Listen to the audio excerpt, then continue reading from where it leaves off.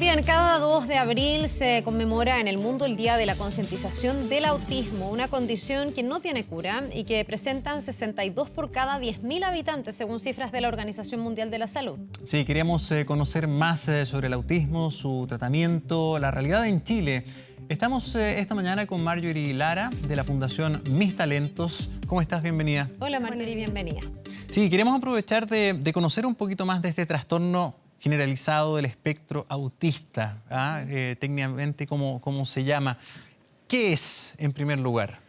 Como muy bien lo dijeron, es una condición, no es una enfermedad que muchas veces se tiene esta confusión. Las personas dentro del espectro autista hoy abarca lo que era el autismo y el síndrome de Asperger, están hoy dentro de esta nueva denominación y son personas que tienen características singulares. Tienen algunas dificultades para comunicarse, para relacionarse. También hay un ámbito sensorial que está afectado y por otro lado tienen intereses particulares que los caracterizan. Ahora, ¿es diferente entonces el autismo del Asperger? Sé que los dos están dentro del trastorno o del espectro autista, pero no sé si en el caso del Asperger, por ejemplo, siempre se dice son personas que pueden ser competentes, que no van a colegios especiales, que son muy inteligentes, muy brillantes en algunas materias.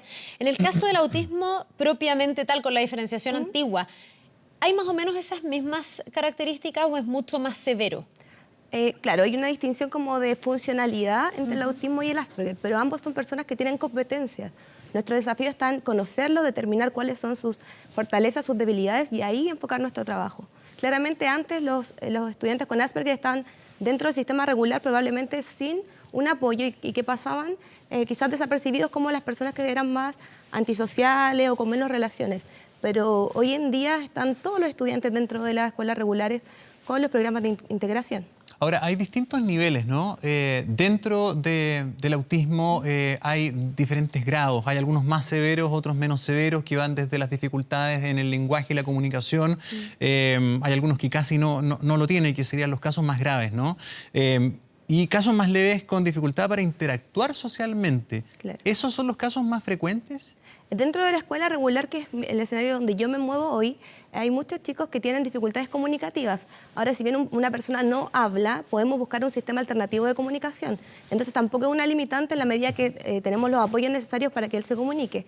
Y las relaciones sociales siempre son un desafío, ya que no entienden muchas veces el lenguaje figurado, las bromas, pero todo eso se puede intencionar y ellos van aprendiendo para poder relacionarse mejor.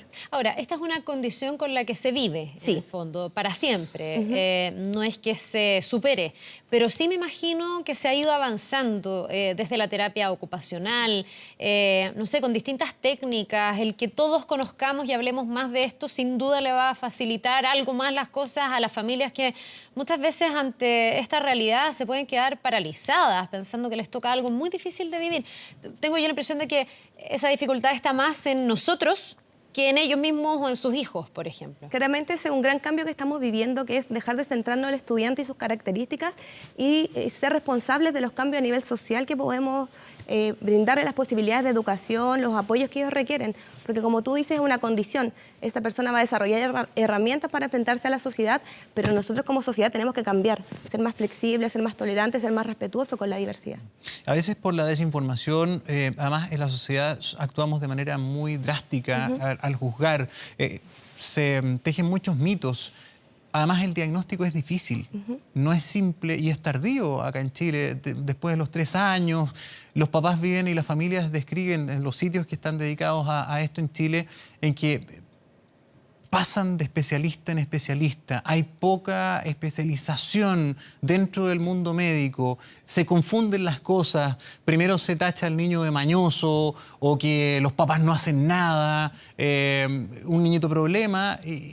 Hay toda una confusión, entonces parece que el principal drama inicial es precisamente descubrir y diagnosticar. Exacto, la pesquisa temprana tanto como la atención temprana son fundamentales. Ahora, ¿qué pasa con el autismo? Que es una discapacidad invisible, porque a la vista de las personas no vemos ningún rasgo o ninguna señal que me indique que es diferente. Por lo tanto, siempre es importante porque, como tú dices, puede ser malcriado, que los papás no saben poner límites, entrégamelo una semana y yo te lo entrego derechito. O sea, hay mucha crítica frente a la crianza porque se desconoce la condición y además lo que se conoce de autismo es una persona que está ensimismada y que no se comunica. Bueno, es toda una caricatura. Yo yo creo. Exacto. Cuando uno dice, ya andas medio autista, exacto. y eso se dice muy a la ligera, lo que puede generar no solo un tremendo dolor en esa familia, sino que también una percepción súper errada de lo que significa ese trastorno. ¿Cuáles son como los indicadores tempranos? ¿Cuándo una familia debiese decir, esto no es tan típico, esto puede ser una condición distinta dentro del espectro autista? Las primeras alertas, señales que nos pueden entregar nuestros hijos o los niños en general. En el ámbito comunicativo son alrededor de los 2 años perder ciertas funciones comunicativas que habían aparecido. Muchas veces... Espérame, que haya un retroceso, Exacto. no que no se haya logrado, porque igual tenemos niños de 2 años que no hablan y es perfectamente normal, digamos, y va a un ritmo distinto que otro niño, que no necesariamente va a derivar en esta condición. Sí, exacto. Hay funciones que estaban y que luego no están, desaparecen. Hay un tema con el contacto visual, con el contacto con otros niños y además con los juegos. Muchas veces en vez de hacer un juego funcional del autito voy ordenando o apilando, organizo por colores, tengo mucha estructura siendo muy pequeño. ¿Tienden a jugar más solitos? Sí, tienden a jugar más ¿Se solos. aíslan un poco más? Sí, Me y los llama la juegos atención son lo que eso, decías tú de- alinear objetos, organizarlos, Ya. ¿no? Que el auto corra por el suelo. Con más estructura, digamos. Sí. Lo otro, me parece súper relevante, el contacto visual. Ese puede ser otro síntoma Hay otro o indicador. indicador. ¿Cómo es eso? ¿Cómo responde visualmente un niño que tiene autismo? Nosotros en general nos miramos cuando estamos comunicándonos. El niño con autismo no siempre mira, pero si se lo solicitamos probablemente lo va a hacer. Pero hay una evasión del contacto visual por un tema sensorial, porque ellos también sienten y perciben diferente, así como expresan diferente. Por eso es muy importante también el tema de los alimentos, la ropa, las texturas, lo que les molesta. La parte sensorial es fundamental. Como decía... Hay muchos que no les gustan los ruidos fuertes, Los ruidos, las colores luces, fuertes, exacto. claro. Son hipersensibles algunos. O hiposensibles requieren más fuerza, sentir los estímulos de manera diferente. ¿Sabes qué? Respecto de esa capacidad distinta de sentir, yo me pongo harto en los zapatos de los papás que tienen que vivir algo así. Y uno, claro, no sabe cómo ser papá un poco y responde a los cánones tradicionales y también me imagino que hay todo un aprendizaje que esas familias tienen que hacer.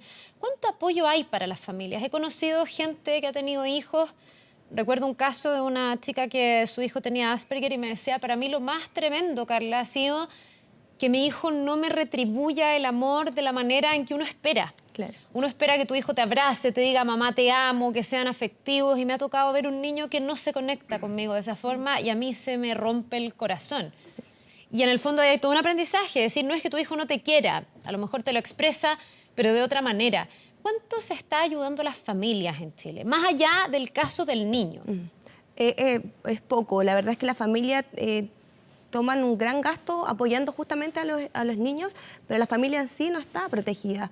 Nosotros dentro de los programas de integración sí tratamos de hacer un trabajo que son los talleres para padres, en los cuales vamos acompañando a la familia en este proceso, porque además va quedando sola, porque este niño tiene conductas diferentes, las familias los van aislando, entonces en realidad se van cerrando sus redes de apoyo. Por lo tanto, es fundamental y es algo que está en deuda para las familias. Ya, y yo me imagino, perdón Gonzalo, que cuando un niño tiene este trastorno y llega a las comunidades escolares hay que hacer un tremendo esfuerzo de acoger, o sea, de tratar todos, porque también me ha tocado muchos que reciben reclamos, como, no, lo que pasa es que tu hijo no entiende el humor de mi hijo, entonces, ¿cómo tu hijo no entiende el humor de mi hijo? Porque son niños que suelen ser muy literales, que no entienden mucho lo abstracto, las cosas como mágicas que de repente nosotros usamos para explicarle a los niños. Eso puede ser bien frustrante y doloroso para esas familias, pero creo que lo hablamos poco, desde el punto de vista de cómo le afecta a los papás esto. Sí, exacto, porque tener a una persona incluida en un espacio regular no me indica un éxito en el proceso, por lo tanto hay que hacer un trabajo consistente con los otros apoderados, con los compañeros de curso y con la comunidad educativa en sí, porque necesitamos un espacio inclusivo que respete la diversidad y que informe, que vayan presentando las características de este niño para que los demás vayan pudiendo ayudarlo y no etiquetándolo con un diagnóstico que sea perjudicial para él, sino más bien diciéndole, este chico, no sé, le cuesta entender las bromas, pero tú puedes acercarte y explicarle cuando ocurra. Hay que empezar a crear entre ellos, también entre los pares, mucha ayuda. ¿Hay algunas situaciones que de una u otra manera se hacen cargo de algunas problemáticas? Por ejemplo, la ley antidiscriminación, hay normativa en torno a buscar la inclusión, por ejemplo, los servicios de capacitación como CENSE, pero ¿qué hay en Chile en materia de salud para colaborar con las personas que tienen esta condición y sus familias en materia de terapias, en materia de educación? ¿Qué apoyo hay? Bastante poco. Se ha ido avanzando en cuanto a incluir la terapia ocupacional dentro de los programas de apoyo a autismo, porque antes no se consideraba. Y la integración sensorial es fundamental en cómo una persona funciona. En cuanto a educación... ¿Qué es la integración sensorial? Es cómo nosotros procesamos los estímulos del ambiente y logramos dar una respuesta adaptada a este estímulo. Ya. Es decir, si hay un ruido fuerte, este niño va a gritar y se va a tapar los oídos, que quizás es una reacción que no todos tenemos porque logramos regularnos internamente. Entonces es un trabajo que hace la terapeuta ocupacional y que le permite a ese niño ir modulando los estímulos del ambiente. ¿Y eso está incluido en qué? No, o sea, hace poco se incluyeron ¿Esas terapias ocupacionales, pero no sé qué cobertura tienen realmente. Creo que en ISAPRE, no sé si en FONASA aún están cubiertas. Marjorie, ¿y esas terapias o toda la estimulación que se puede hacer, toda la reeducación a lo mejor de los estímulos, de lo sensitivo, de lo sensorial, ha demostrado ser efectiva? ¿Y qué tan importante es entonces que esa pesquisa sea temprano, que los papás puedan tener un buen diagnóstico y partir con un niño muy chiquitito, ojalá a los 3 o menos años, para que en el fondo, no sé, me imagino, al momento de tener que entrar al colegio en primero básico o cuando ya sean un poquitito más grandes y haya otros como requisitos sociales, estén más preparados? Sí, claramente una pesquisa temprana y una atención temprana marcan una diferencia en cómo este niño va a transitar en su desarrollo. ¿Se agudiza menos? Sí. ¿Se agudiza menos? Lo que pasa es que este niño va creando herramientas de cómo enfrentar diferentes situaciones. Tanto a nivel, por ejemplo, vamos a enseñar cómo se juega, vamos a enseñar el respeto de turno. Bueno, esto es como aprender a hablar, a caminar, pero en otro contexto, digamos. Exacto. Ellos tienen que aprender un poco más a adaptarse a la estructura social. Se van intencionando los aprendizajes que socialmente, por imitación o por mirar, no se están aprendiendo de forma natural. A grandes rasgos, en el fondo, ellos, sus 5 sentidos, perciben diferente al resto. Eso es, y hay que tratar de hacer conversar al resto de la sociedad con ellos, digamos. Exacto. Y tener más conciencia de inclusión. Sí, pues absolutamente. Yo no sé si los colegios están preparados. O sea, yo creo que estamos en un tránsito. ¿Cierto? Creo que abrirnos ya a recibir la diversidad es un paso importante, pero necesitamos capacitarnos, Eso. necesitamos informarnos, necesitamos ser conscientes del aporte que como profesores o como profesionales dentro de la educación podemos aportar en la vida de este niño y de esta familia, que muchas veces, como ya estamos conversando, no tiene otra fuente de apoyos, por lo tanto es esencial. Sí, ojo, y tenemos que nosotros, los que estamos fuera de ese contexto, también trabajar nuestra tolerancia a la frustración, porque muchas veces ocurre que al no tener la respuesta que esperamos en ese niño que tiene el trastorno, la gente dice, no le importa, no lo siente, y no, sienten, y son tremendamente sensitivos. O sea, también uno entender que la respuesta no tiene que ser necesariamente la que uno espera, puede ser otra. Es un aprendizaje para todos al final, si al final somos todos distintos, esa es la gracia.